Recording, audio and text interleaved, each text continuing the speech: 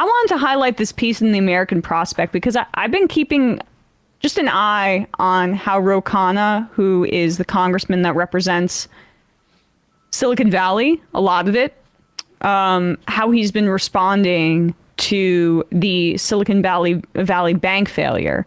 And, you know, it's been mixed, but this was a pretty scathing piece that I think everyone needs to read, and we'll give you a lot of the information in a second in the American Prospect about his close relationship with Silicon Valley. Now, Khanna has positioned himself as a progressive, said some progressive things in the past.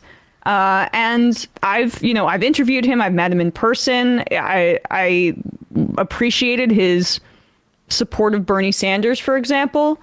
But these kinds of red flags are notable because there's no kind of room for what you're about to hear in the leftist wing of the Democratic Party. Like, it's like red flagger versus like sports metaphor. Like, this is flagrant foul. Like what we're seeing. Right. Ejection. Like what he does with this. Yeah, get him out of here.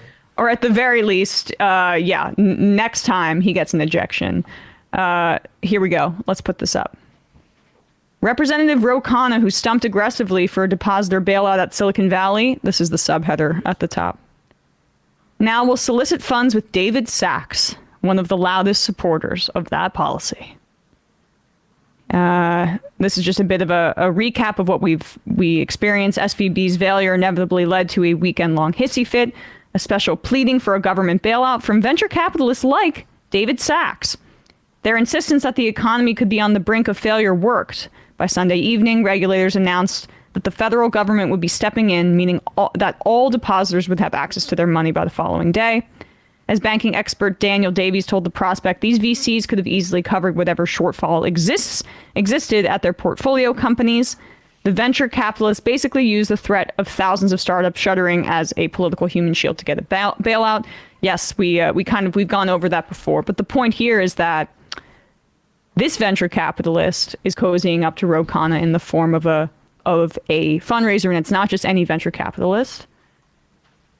The co-author of Peter Thiel's 1995 book, The Diversity Myth, Multiculturalism and the Politics of Intolerance at Stanford. I want to dwell on that a little bit. Like, these guys are sort of credited with being these masters of investment, and they're just like culture edgelords who got on the right bet early on with PayPal, and they have a whole bunch of money to play with now. It all comes back to PayPal, right? I mean, it's just incredible. And what's so funny, before David Sachs was at PayPal, he was at McKinsey.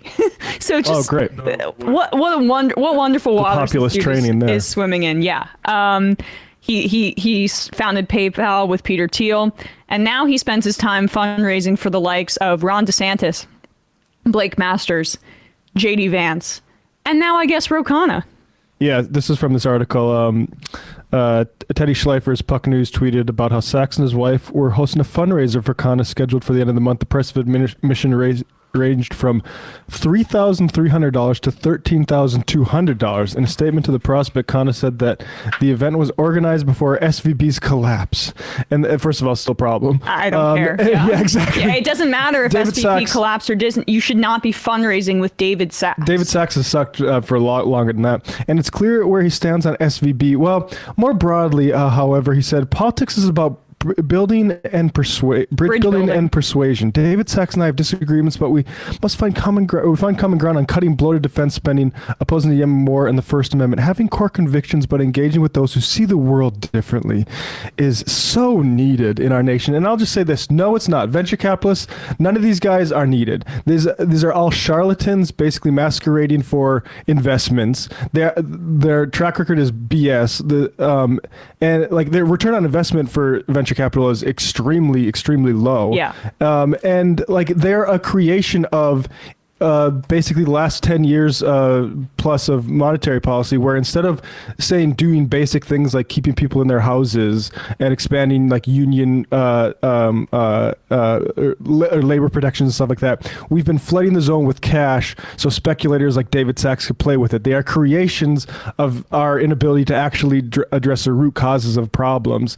And like, of course this is going to happen. And like the idea that he shouldn't even be deciding any future future economic priorities of innovation as like a venture capitalist. But the idea that a congressperson would want to consult with him about the military state, great, he has opinions that are like semi-agreeable, I guess. I mean, we'll kick the tires on those a little bit, but like he should not be in this position at all. No. And I mean, when you talk about their speculative, vampiric nature, I guess, I mean, a lot of this has been on steroids since during COVID.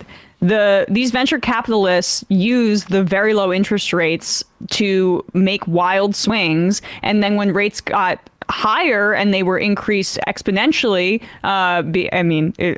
in a move by Jerome Powell that we've criticized immensely on this show, that was a big contributor to the instability that we're seeing right now. And so these are the exact kinds of people you should not be hanging out with, let alone raising money with. Like, this is not just a exchange of ideas or a meeting that they're going to telecast and have a debate. He's raising money for him. Yeah. And like other people that David Sachs raises money for, I mean, you have to understand that there's something that Sachs sees in Khanna that he also sees in DeSantis, that he also sees in Masters, that he also sees in Vance. And that should be immensely concerning to people. And I'm wondering if Khanna isn't just extremely cynical himself. Some of these quotes here. Well, first I want to read this one from Jeff Hauser of the Revolving Door Project, because I think it's pointed. That bailout-seeking bigots like Sachs are embracing Ro Khanna is a strong piece of evidence that Khanna's progressivism is more performative than genuine. Khanna will have serious work to do to repair this wild error in judgment. I co-sign that. And here's the thing that really bugs me. Furthermore, in a statement to the Prospect, Khanna suggested that fundraising with Sachs could spark a conversation for progressives to debate the merits of a Medicare for all system. The Prospect did not ask Khanna about his support for a universal healthcare system. Still, he said unprompted, if progressives want to get policies like Medicare for all passed, we have to make the case. Let's have these conversations without compromising our convictions.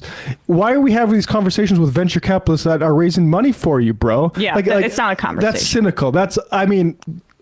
This seems like a political liar to me, and I agree with Hauser. He has a lot to do to repair for this sort of stuff. Like, this is absolutely appalling to me. Yeah, I mean, this is the author of this piece, Jared Bradley. Facundo. Writes after that, it's a strange move on Khanna's part. It's extremely unlikely that Medicare for All will find any traction during this congressional session. Legislation would probably have to pass broadly against East Palestine, pass to broadly assist East Palestine or Jackson for that matter. And the Republican House is unlikely to do any of that because they're referencing that he talking about East Palestine and Jackson, Mississippi, to hedge his support for the SVB bailout. So he's just deploying it as it's off the table. As it's off the table, it's time to talk about it. Now it's like how certain people endorse Tulsi, and now all of a sudden they're the big Medicare for all defenders. But it's just like you invoke something that isn't actionable at the moment to make yourself look good. And like, this is a huge problem. Ro is a snake. Like, come on, man. Make this better, or you've confirmed what people have been saying about you with regards to being owned by venture capital. Yep. And I think, people dismissed that vote on denouncing the horrors of socialism as performative, but it was important. Like, was Ro? I forgot. It was Ro. Yes. We're paying. It's paying dividends. It's paying. You were on vacation, right? It's paying dividends, like, in just these recent stories that have been coming out about Katie Porter and Ro Khanna. I believe Katie Porter voted against it. Sorry, I shouldn't say that. But at least with Ro Khanna, I was like, that's suspicious and should tell you who he's speaking to, especially when he tries to position himself in the anti-war space. That means that you don't really have a general comprehensive understanding about U.S. empire and what Cold War politics have done to the world.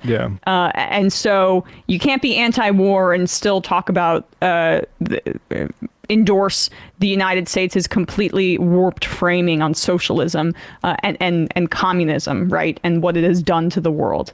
When you're supposed to be combating U.S. empire, it's silly. This sort of the whole libertarian thing, like, we're anti-war. I don't like. Elon Musk is supposedly anti-war too, and he's a defense contractor, right? So like, I don't buy this stuff. I think it's as deep as when Ro Khanna invokes Medicare for all there. Yes. Or as shallow, I should say. And just to yes and that again, when you hear libertarians or guys like Elon Musk talk about an anti-war position, it's usually just because they think it's politically useful as a way to advocate for austerity. Because they're talking about cutting budgets, and they throw that out there to get appeals to people who might be a little bit more naive on that front.